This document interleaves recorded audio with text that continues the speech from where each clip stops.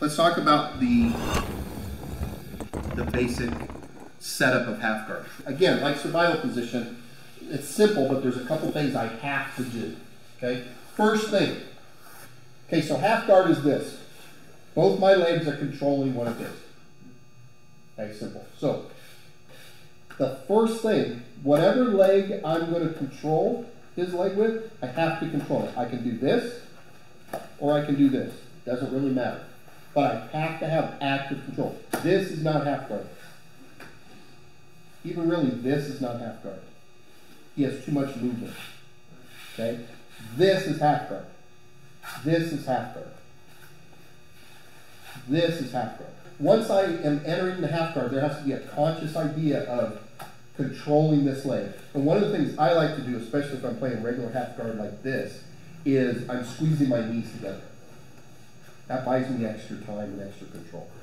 Okay? Second, I need to be unflapped, even more critically here than in regular than escaping from the bottom.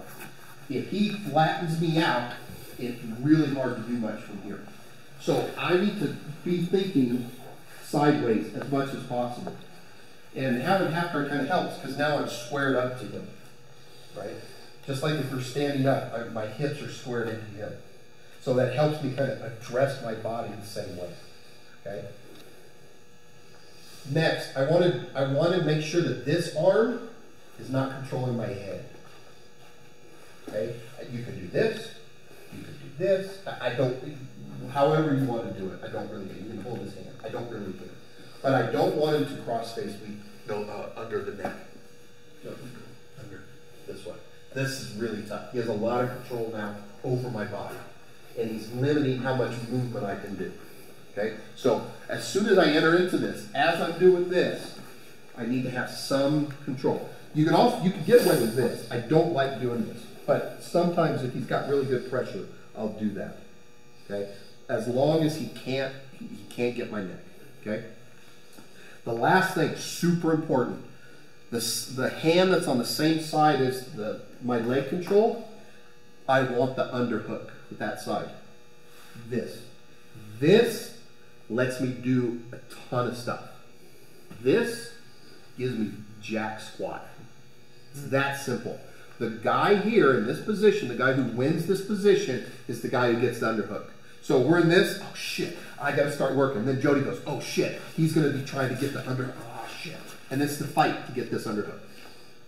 Which is cool, because every time I'm playing half guard, I'm working my standing clinch. There's a focus of this, getting the underhook, and he's fighting for it. How do I prevent that? How do I keep that tight? How do I do this control?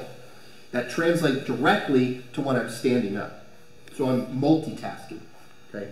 With limited training time, that's what you want to do. You want to make things as congruent as possible and get as much training time all over the place, okay? So, control the leg, sideways, block that arm, underhook.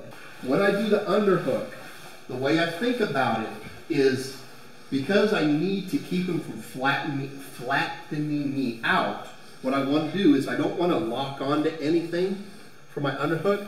I want to keep driving.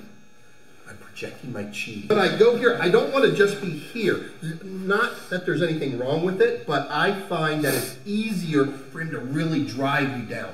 Yeah, I still got the underhook, but it's not doing me as much good. But if I do this, I'm not necessarily holding on. I'm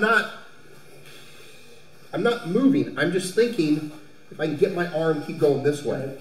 See, and exactly, and which is going to lead us into our first attack. So I have this, and it's easier because now I'm pressuring with the arm. It's helping this shoulder pressure in, which makes it harder for him to drive onto me. Okay? So I'm not going to say you have to do that, but that's what I find for myself. Now, let's train it this way. One guy's going to start here. The other guy's just going to start on his knees, and he's going to start just coming, scooting toward us exactly like that. It's going to be my job, not his, to get my leg through. If he can do this, if he can get to this position, he wins and reset. Okay? So he's starting here, he starts to come in. Make sure you're driving. Make sure you can stay on your side. Okay, cool.